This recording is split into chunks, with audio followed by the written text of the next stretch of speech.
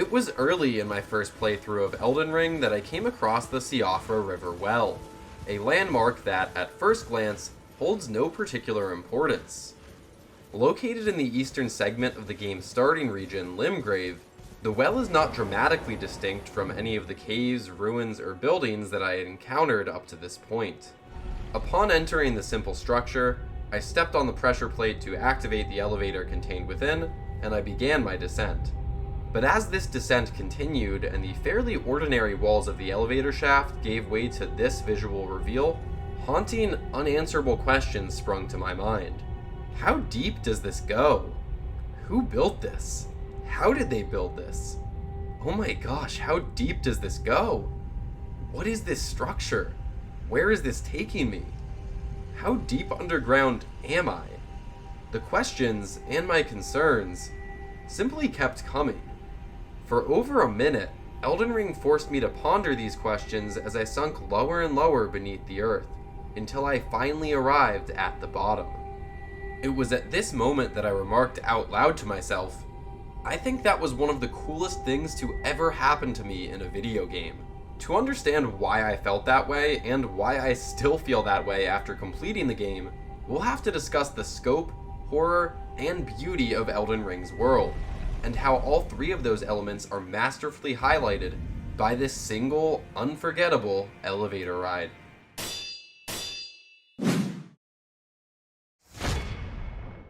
Elden Ring's setting is undoubtedly the game's greatest accomplishment.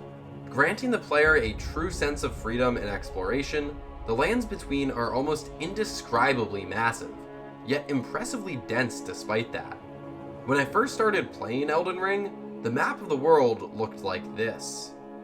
It's quite a big environment to explore, packed with optional bosses, dungeons, and ruins that feel organically woven into the landscape, and there are hours of content to be discovered in this section alone. The completed map of the game, however, and spoilers for the completed map of Elden Ring, so skip ahead to this timestamp on screen if you want to avoid spoilers, looks like this.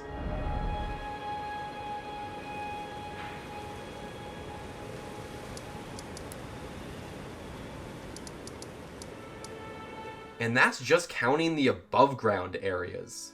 The Siofra River Well specifically has two other explorable layers above it that are accessible later in the game, meaning that this already vast underground becomes even more vast as the player explores further, quite literally deepening their understanding of the immensity of this world. It is that immensity and that scale that is perhaps Elden Ring's greatest weapon against the player. While the Soulsborne games have always been good at making the player feel tiny and insignificant within their environments, I've never felt quite as small playing a game as I have when playing Elden Ring. And I don't think that feeling is ever more tangible than when taking this elevator, as even the elevator shaft feels cosmically terrifying in its size.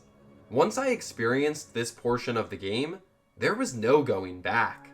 Even though I had literally delved deep below the surface of Elden Ring's world, this was the moment that I realized I had barely even scratched the surface of Elden Ring's world.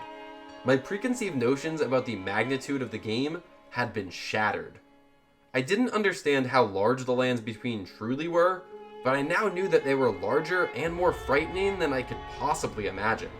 The player character, and by extension the player, became irreversibly small in comparison to the towering scale of the lands between.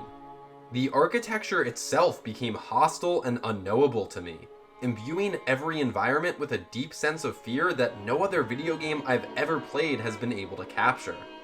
While Bloodborne is more of an outright horror game than Elden Ring is, Elden Ring manages to feel and act like a horror game without ever using a horror aesthetic as its dominant art style.